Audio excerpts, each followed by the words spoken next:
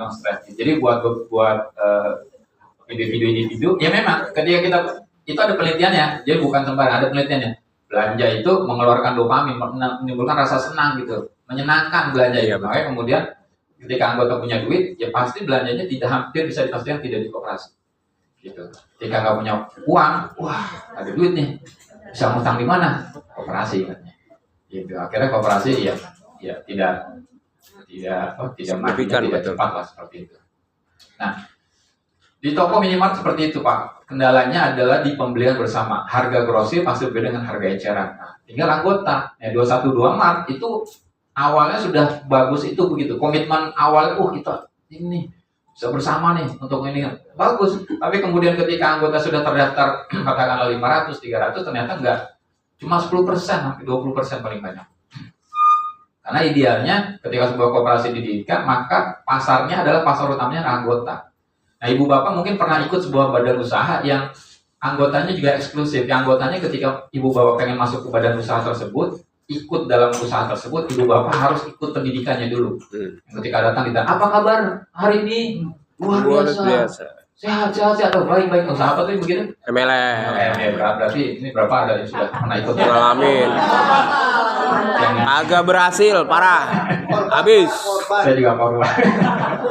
Ikut aja usaha apa? Udah ikut dulu. Udah ikut dulu, nggak pernah dikasih tahu ikut apa. Tapi yang menarik adalah pendidikannya, karena orang yang mau ikut itu harus ikut diklatnya dulu kan, apa orientasinya. Dan yang menarik harga barang MLM lebih murah, lebih mahal. Semua barang MLM tidak ada yang lebih murah, tidak ada yang sama bahkan harganya dengan pasaran, pasti lebih mahal. Ya, contoh vitamin ester C, ternyata saya baru tahu ya, di luar ternyata ada merek umumnya gitu, dijual bebas dan harganya lebih murah gitu. Beda poin. Di MLM itu lebih mahal, tapi kenapa mau? Karena terdoktrin bahwa kalau saya beli saya dapat poin berarti saya dapat uang, saya dapat bonus di akhir itu akan hitung poin saya, ya kan? Betul. Bayangkan itu di koperasi sama dengan SHU-nya gitu. Tapi tadi karena tidak ada proses pendoktrinan ya di depan di awal, maka kemudian tidak berjalan. Berbeda dengan ada namanya koperasi kredit. Koperasi kredit ini semua anggota masuk wajib ikut pendidikan terlebih dahulu. Gitu. Kalau nggak ikut pendidikan nggak bisa simpan minyak, nggak bisa dapat pelayanan pinjam, nggak bisa dapat pelayanan untuk belanja kredit itu nggak bisa. Itu di koperasi kredit. Tapi pada umumnya selain koperasi kredit, semua tanpa pendidikan bisa langsung jadi anggota. Maka ibu bapak bersyukur di bagian minoritas anggota koperasi yang sudah ikut pendidikan perkoperasian. Kita terus buat kopkar lihat. Karena nanti tiap tahun akan mengadakan seperti ini ya, dan insya Allah saya diundang. Aduh, maksa banget dah. Ya, seperti itu. Jadi minimarket sekali lagi bukan ketidakmauan, tapi sekali lagi penyerapan, lebih banyak penyerapan. Anggota siap nggak nyerap? Contoh lagi misalkan Indomie, mie instan misalkan. Mie instan kita semua suka lah dengan yang mereknya Indomie goreng misalkan, ya kan? Karena Indomie goreng itu rasanya pasti berbeda gitu. Apalagi buatan Pulau Jawa dengan non Pulau Jawa juga beda ya Indomie gorengnya. Tahu? Tahu? Manis Nah, kalau di Kalimantan Sumatera itu tidak ada saus cabenya, tapi bubuk cabai. Nah, iya.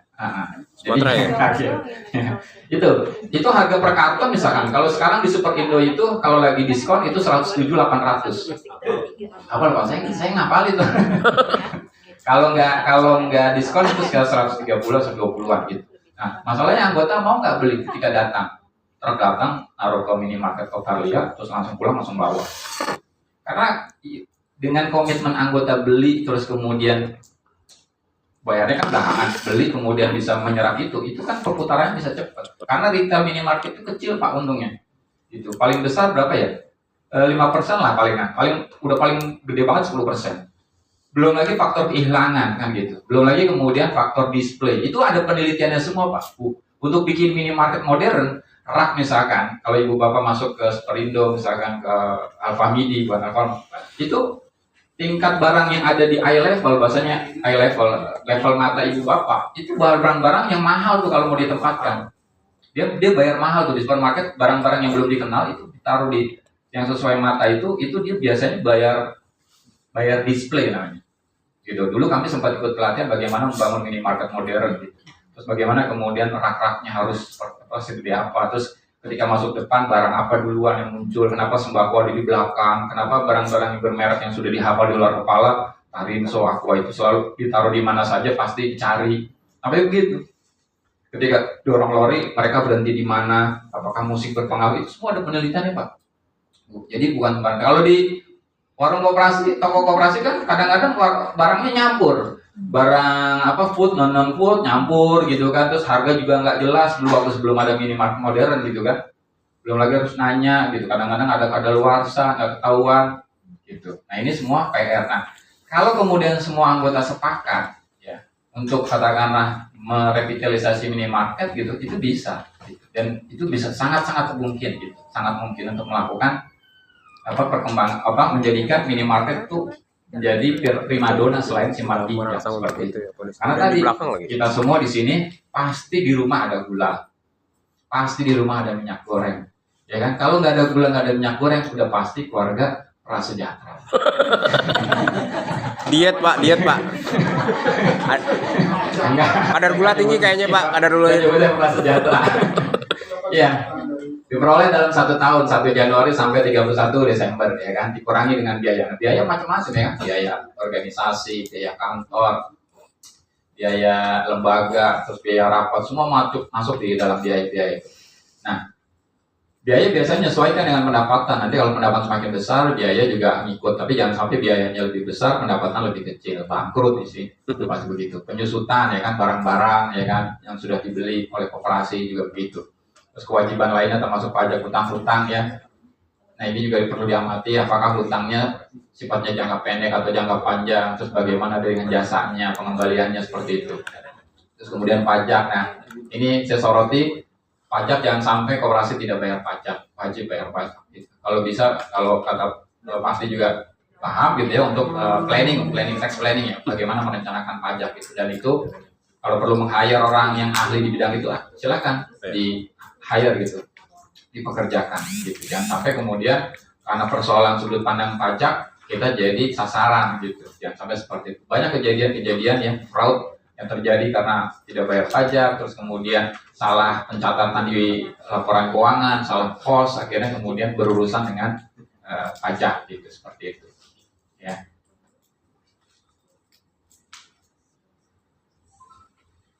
Nah ini pembagian SAU menurut undang-undang Pak ya, sudah jelas sekali bahwa pertama SAU dikurangi dana cadangan, terus kemudian dibagi pada anggota sebanding biasanya, terus terakhir ada kata pendidikan perkoperasian dibagi. Jadi 3 pembagian yang jelas disebutkan oleh undang-undang, pertama dana cadangan, lalu dibagi pada anggota, lalu yang terakhir adalah untuk pendidikan. Ini 3 yang jelas ditulis di Undang-Undang Nomor 25 Tahun 92. Selebihnya itu adalah kreasi atau inisiatif dari masing-masing koperasi. Ada yang buat dana pengurus pengawas, ada yang buat dana pembangunan kerja, ada buat dana sosial, itu bebas gitu. Tapi yang masuk wajib ada 3 ini Pak. Dana cadangan dibagikan pada anggota dan untuk pendidikan. Gitu.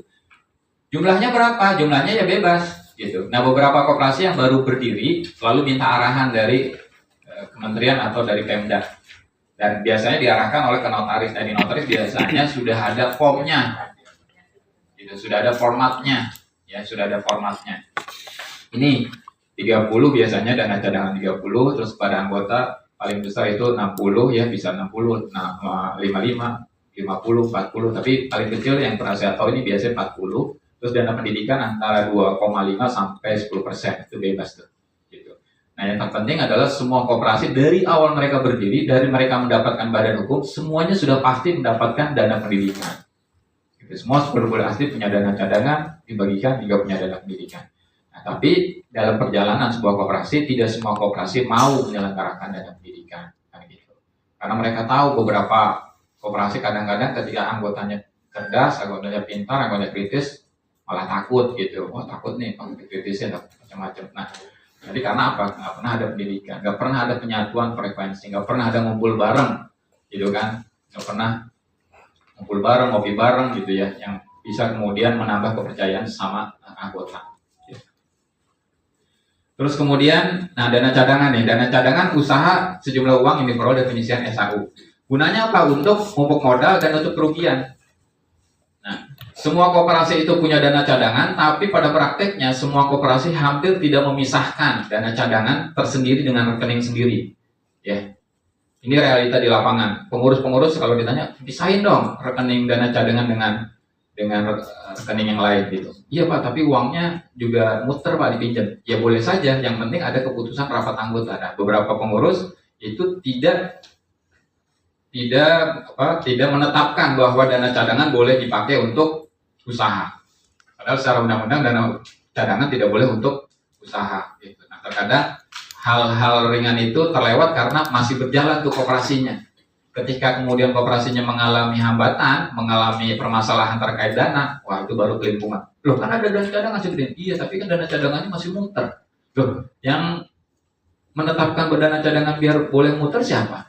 Ya bis dari dulu begitu. Nah, akhirnya menyalahkan yang dulu-dulu. Padahal idealnya dana cadangan bisa dipakai untuk usaha jika memang ada keputusan dari rapat anggota, gitu ya. Nah, besarnya berapa? Ditetapkan dalam rapat anggota. Boleh 30%, 40%, bebas. Nah, makanya saya bilang tadi di anggaran dasar itu nggak perlu ditulis persentasenya. Kalau tulisnya di anggaran rumah tangga aja ya, biar nanti mudah, fleksibel untuk merubah-rubahnya. Nah, ini kasus yang menarik. Nama KSP-nya, KSP berapa? 013. Koperasi Simpan Minyak 013. Ini berita di 2004-2005 di Jakarta Utara, Warakas atau Tanjung Priok, saya lupa. Di Warta Koperasi waktu itu. Nah, namanya KSP Koperasi Simpan Minyak 013. Wartawan koperasinya juga pintar untuk nanya, Pak, kok namanya 013? Ya kan? Dijawab sama pengurusnya, oh iya, kami ingin mematahkan mitos 13 itu sial. Ya kan? 3 tahun kemudian bangkrut. Sesuai kalimat. Jadi, nah, kenapa bangkrut? Tadi penyelewangan prinsip keempat, prinsip koperasi yang keempat, pemberian balas jasa yang terbatas terhadap modal. Iya, dia membuka ruang untuk investor masuk, pihak lain masuk, dia menjanjikan 1,5 atau 2%. Gitu. Nah, banyak kan nasabahnya atau anggotanya adalah ibu-ibu, jadi pas tadi ibu-ibu itu menarik, kemudian dibilang nggak tunggu sebentar atau besok, akhirnya makin berkembang, gitu kan. Jadinya mengajak semua. Alhamdulillah sih nggak rusuh, cuma berbondong-bondong aja dulu semua. Nah, karena jasa di samping-sampingnya itu cuma 1% kalau tidak salah, gitu. Semua ras. Gitu. Yang paling ditakuti oleh lembaga keuangan kan ras ya, ditarik semua modal. Gitu. Ya seperti itu. Walaupun kalau kita yang nasabah-nasabah kecil ya, kalau kita sekarang berbondong-bondong ke bank mana, nggak ngaruh gitu, karena kita modalnya kecil. Ya, ngaruh. Nah, sekarang kita mau hitung yuk. Kita hitung nanti kita hitung SAU. Nah, sebelum ke sana, jadi kita perlu lihat nih, Kopkarlia sekarang usahanya apa? Investment pinjam, minimarket. Nah, kalau pengen ada lagi, maka sekali lagi komitmen dari anggota masing-masingnya seperti apa? Harus uji coba dulu gitu. Nggak bisa kita kemudian karena di badan usaha perhitungannya harus ada perhitungan bisnisnya, planning bisnisnya, ada rencana bisnisnya harus ada gitu. Apa yang mau kita, apakah jasa travel, apakah kemudian pulsa, apakah kemudian apapun itu, properti, apakah SPBU, apakah itu mungkin nggak itu memang yang dibutuhkan oleh anggota, dan mau nggak anggota untuk komitmen belanja di kita gitu. Meskipun tadi harga masih lebih mahal, meskipun misalkan pelayanannya masih belum bagus, tapi kita berkomitmen untuk yuk, ayolah, toh kita beli juga nanti kita dapat SAU gitu.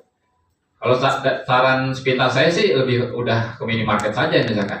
Bisa nggak kemudian anggota belanja yang selama ini katakanlah di luar udah pasti habis 1 juta per bulan untuk sembako gitu ya, setengahnya saja bisa, atau 30%-nya gitu untuk belanja di minimarket di Kopkarlia gitu. Karena saya pribadi saya baru paham kenapa sih ibu-ibu misalkan beda 1.000 aja harus pindah ke toko lain gitu. Saya baru paham gitu. Kejiwaannya gitu, ibu-ibu beda 1.000 itu bisa jalan dulu ke sono gitu kan. 500 saya pindah. 500 perak saya pindah tuh 1.000 itu Pak dibilangin. 1.000 itu Pak itu masih bisa buat jajan anak, masih bisa buat beli bumbu dapur, masih bisa buat beli kerupuk. Oh iya betul. Jadi saya paham tuh kejiwaan. Oh kenapa 1.000 aja bisa menggetarkan seorang ibu-ibu untuk berjalan lebih jauh gitu. Iya. Kalau 10 biji kan 1.000, 10.000. Iya betul. Nah, karena itulah kemudian apakah minimarket dengan harga yang lebih mahal 1.000 atau lebih mahal 2.000 ya, atau lebih mahal 1.500 gitu, itu masih mau dibeli oleh anggota enggak gitu. Karena kan keserapan belanjanya kemudian distribusi ke anggotanya belum sebanyak minimarket di pinggir jalan. Kan? Tapi kan, ya ini kan ibu bapak kan pemiliknya. Ini kan koperasi badan usaha kita bareng-bareng gitu. Toh kita beli, udah pasti keuntungan buat kita, udah pasti menghidupi koperasi kita. Gitu. Sekarang tinggal pertanyaannya, apakah anggota mau untuk belanja di tempat Kopkarlia atau enggak gitu. Jadi usaha apapun yang mau diselenggarakan, mau dibikin oleh Kopkarlia gitu kan, itu melihatnya ke anggota dulu, kalau sudah anggota baru bisa keluar gitu. Atau memang ada peluang dulu di luar, nggak apa-apa. Jadi yang penting anggota bisa nggak, mau nggak nih mau modali usaha yang akan kita buat gitu. Nah ini disusun gitu kan, disusun dengan baik, dengan bagus gitu, nanti disampaikan di rapat anggota gitu. Karena anggota semua tahu. Jangan sampai juga kemudian jadinya usahanya diem-dieman doang gitu antara pengurus dengan pihak luar, itu juga jangan sampai. Kacamata misalkan juga, apakah kacamata bagian kebutuhan dari anggota bisa nggak menghadirkan optik dengan kerjasama seperti apa? Itu terbuka seluas-luasnya. Outsourcing seperti itu sama, kooperasi seperti itu. Nah kalau itu sudah, maka kemudian tinggal anggota, misalkan anggota sudah terlayani, baru kemudian ke pihak yang lain seperti itu ibu bapak. Ya. Nah ibu bapak di situ sudah ada di modul ibu bapak handout juga sudah ada ya. Itu cara menghitung SAU, ya kan? Ya.